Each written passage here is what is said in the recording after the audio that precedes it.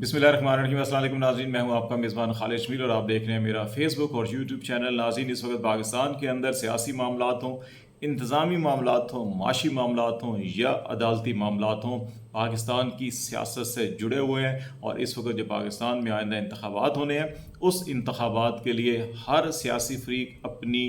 कामयाबी की राह हमवार करने में लगा हुआ है और जो प्री पोल रिगिंग जिसको कहा जाता है वो अपने अरूज पर है। सुप्रीम कोर्ट ऑफ पाकिस्तान में आज जो कुछ हुआ,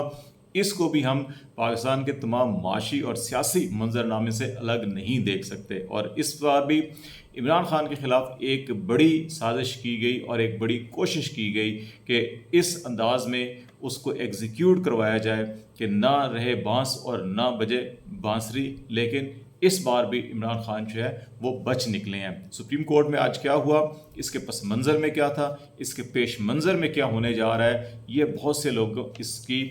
ऊपर नज़र नहीं रखते। सिर्फ ये देखा जा रहा है कि सुप्रीम कोर्ट के अंदर एक फ़ौजी अदालतों के ख़िलाफ़ 4 अपीलें थीं और उनके ऊपर समाअत हुई। और उस समाअत के पहले रोज़ ही इब्तिदा में ही जस्टिस कादी फ़ाइज़ ईसा ने एक धुआंधार किस्म की कोई 20-25 मिनट की जो है कि वो अपना खिताब किया। उसके अंदर अपने दिल का गुबार जो है वो निकाला और फिर इस बेंच से अलग होकर चले गए और ये कहकर कि वो जब से सुप्रीम कोर्ट ऑफ पाकिस्तान के practice and procedure bill parliament से पास हुआ है, उसके बाद से वो ये समझते हैं कि उसके बाद जितने भी बेंच बने हैं वो बेंच कानूनी नहीं है, वो बेंच गैर कानूनी है। इसलिए वो अपने चैम्बर में जो है कि समाअत इन चैम्बर काम कर रहे हैं, बेंचों का हिस्सा नहीं बन रहे। ये उनका एक मौक़िफ़ था। इससे हटकर भी उन्होंने बहुत सी बातें की। लतीफ़ खोसा को भी उन्होंने आज बड़ी साफ साफ सुनाई हैं। और फिर वो बेंच से जब उठ कर गए तो उनके साथ जो अब सीनियर मोस्ट जज होंगे, जब काजी फ़ाइज़ ईसा चीफ जस्टिस बनेंगे सरदार तारिक मसूद, वो भी इस बेंच से अलग हो गए। 9 रुकनी बेंच था और उसके बाद दोबारा जो है वो 7 रुकनी बेंच बना और समाअत हुई। उस 7 रुकनी बेंच में किसी जज ने अभी तक एतराज़ नहीं किया मामले के ऊपर, इस हवाले से कि बेंच बनना चाहिए नहीं बनना चाहिए, बेंच गैर कानूनी है या कानूनी है। जस्टिस मंसूर अली शाह ने जैसे ही दोबारा समाअत शुरू हुई तो उस वक़्त एक ख़दशा पैदा हुआ था कि शायद ये बेंच दोबारा टूट जाएगा, क्योंकि समाअत शुरू होते ही जस्टिस मंसूर अली शाह ने एक क्वेश्चन रेज़ किया, जैसे जस्टिस कादी फ़ाइज़ ईसा ने समाअत शुरू होते ही किया था। और वो सवाल ये उठाया कि वो जस्टिस जवाद एस ख़ाजा के साथ वो मुंसलिक रहे हैं, उनके चैम्बर के साथ मुंसलिक रहे हैं, इकट्ठे काम करते रहे, प्रैक्टिस जब करते थे। तो इसलिए अब जवाद एस ख़ाजा जो हैं वो एक पिटिशनर के तौर के हैं और उसके ऊपर इस बेंच में वो बैठे समाअत कर रहे हैं। इस पर किसी को एतराज़ तो नहीं। एतजाज़ एहसन ने और अटॉर्नी जनरल ने भी कहा कि नहीं, इस पर किसी को एतराज़ नहीं है, और उसके बाद फिर समाअत कंटिन्यू करने लग गई। अब इसमें एक बहुत बड़ा सवाल ये है कि जो चीज़ जस्टिस काजी फ़ाइज़ ईसा ने कही, जिस बात को, जिस मौक़िफ़ को,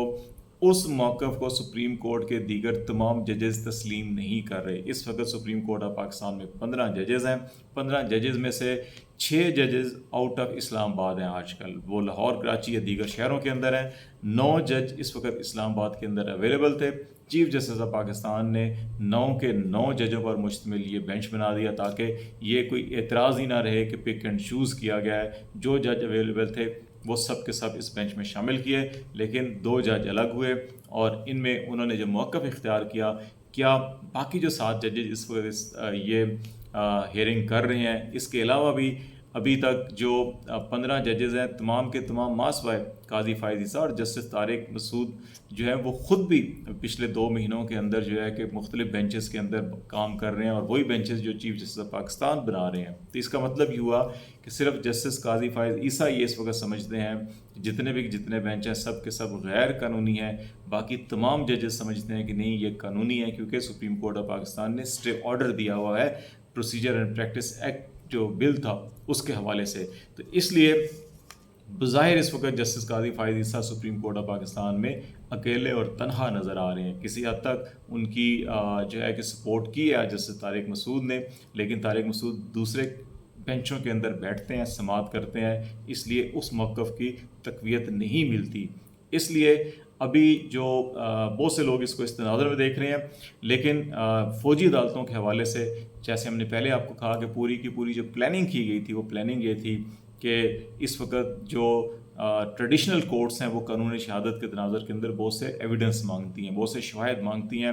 اور بہت سے شواہد اس وقت ویک ہیں، متعدد کیسز کے اندر شواہد ویک ہیں، جس کی وجہ سے یہ خیال کیا جا رہا ہے کہ الیکشن سے پہلے پہلے عمران خان یا ان کی جماعت کو کنارے نہیں لگایا جا سکتا۔ تو یہ معاملہ جو ہے 9 مئی کے واقعات کے تناظر کے اندر ملٹری کورٹس کو بھیجنے کا فیصلہ کیا گیا تاکہ وہاں سے جلد یہ کام کروایا جا سکے۔ یہ پٹیشنز آ گئیں، ان کی ہیئرنگ ہو گئی، بینچ بن گیا۔ تو اب یہ کوشش کی گئی کہ بینچ کو اس کو مرحلہ وار جو ہے کہ ایک کے بعد دوسرا، جیسے پہلے پنجاب الیکشن کے حوالے سے ہوا تھا، 9 رکنی بینچ بنا تھا جو 2 ججز نے اپنے آپ کو الگ کیا، پھر اس کے بعد 2 ججوں نے مزید اختلافی نوٹ لکھ کے اپنے آپ کو اس بینچ سے الگ کیا، اور اس کے بعد 5 رکنی بینچ بنا، اور اس 5 رکنی بینچ نے جو فیصلہ دیا اس کے بعد حکومت نے جو ہے کہ ایک 7 رکنی بینچ نکال لیا اور کہا کہ جی وہ 4-3 اور 2-3 کی جو ابھی تک بحث چل رہی ہے اس سے باہر نہیں نکل سکے۔ ابھی بھی بہت سے لوگوں کا خیال ہے کہ اس وقت کی پلاننگ کی گئی تھی کہ جب 2 جج الگ ہوں گے یہ بینچ ٹوٹ جائے گا، پھر دوبارہ بینچ بنانے میں یا تو مشکلات ہوں گی، یا دوبارہ بینچ بنے گا تو اس میں پھر 1 یا 2 جج جو ہیں کہ وہ ایک ایک کر کے نکلیں گے اختلافی نوٹ لکھتے ہوئے، اور اس کے اوپر ایک پولیٹیکل نیریٹو بنایا جائے گا۔ لیکن فی الوقت تک، آج کی تاریخ تک جو ہے کہ وہ نیریٹو بنتا ہوا دکھائی نہیں دے رہا، کیونکہ باقی 2 ججز، باقی 7 کے 7 ججز جو ہیں انہوں نے اس وقت اس بینچ کی قانونی حیثیت کو چیلنج نہیں کیا بلکہ سماعت ہوئی ہے۔ اور اس کے اندر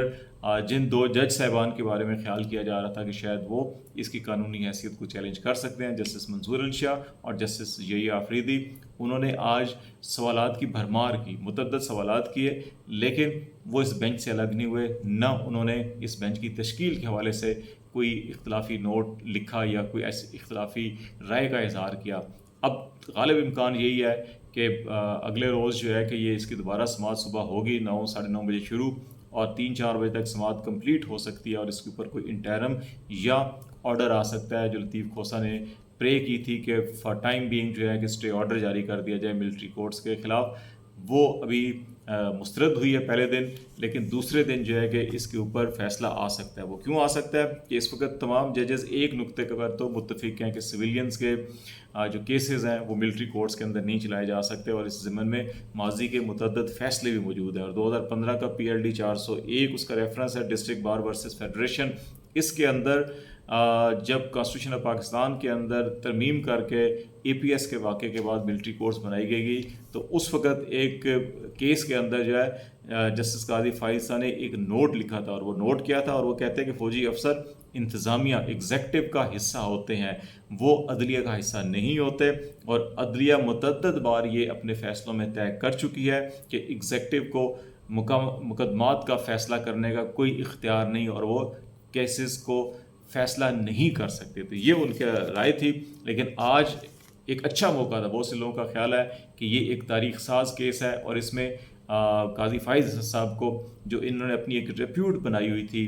گزشتہ چند سالوں سے، آج انہوں نے اس ریپیوٹ کو اپنی تقویت دے سکتے تھے، لیکن آج وہ تاریخ کے کسی دوسرے دھارے کی طرف کھڑے ہیں، اس لیے ان کی ساکھ کے اوپر کافی سوالیہ نشان ہوں گے، اور تاریخ میں جب لکھا جائے گا مستقبل میں تو شاید ان کو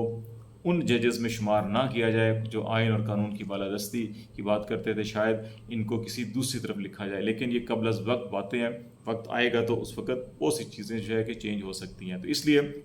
یہ جو خیال تھا کہ ملٹری کورٹس کو بچا لیا جائے گا یا اس میں توڑ پھوڑ یا مزید اختلافات پیدا کیے جائیں گے اور اس کو متنازع بنایا جائے گا، وہ چیز آج ناکام ہوتی ہوئی نظر آ رہی ہے۔ اور اگر ملٹری کورٹس کے بارے میں اسٹے آرڈر دے دیا جاتا ہے یا کوئی فیصلہ کر دیا جاتا ہے تو وہ جو پوری پلاننگ کی گئی تھی کہ الیکشن سے پہلے پہلے جو ہے کہ خان کو پھنسانا ہے، ان کو کنارے لگانا ہے، ان کی جماعت کو کنارے لگانا ہے، تو وہ ابھی تکمیل ہوتا ہوا نہیں دکھائی دے رہا۔ دوسری طرف بڑا افسوسناک واقعہ ہے جو وزیر خزانہ اسحاق ڈار صاحب نے، معیشت کا حالت پوری ملک کو قوم کو پتہ ہے، اور عالمی برادری، ملکی مقامی سرمایہ کار بھی اس وقت حکومت پہ اعتبار نہیں کر رہے، لیکن انہوں نے آج پارلیمنٹ ہاؤس میں ABN TV چینل کے رپورٹر نے ان سے اتنا پوچھا کہ IMF کے ساتھ معاملات کیا چل رہے ہیں، اس وقت پرائم منسٹر ادھر ہیں، کیا رزلٹس آیا ہے، اس کے اوپر کوئی جواب نہیں دیا انہوں نے کہا کہ اس کی کیا وجہ ہے کہ پاکستان IMF کے ساتھ مذاکرات جو ہیں وہ ناکام ہو رہے ہیں۔ اس پر وہ سیخ پا ہو گئے اور انہوں نے ان پر حملہ کر دیا ان کو، موبائل چھیننے کی کوشش کی، ان کے گارڈز نے بھی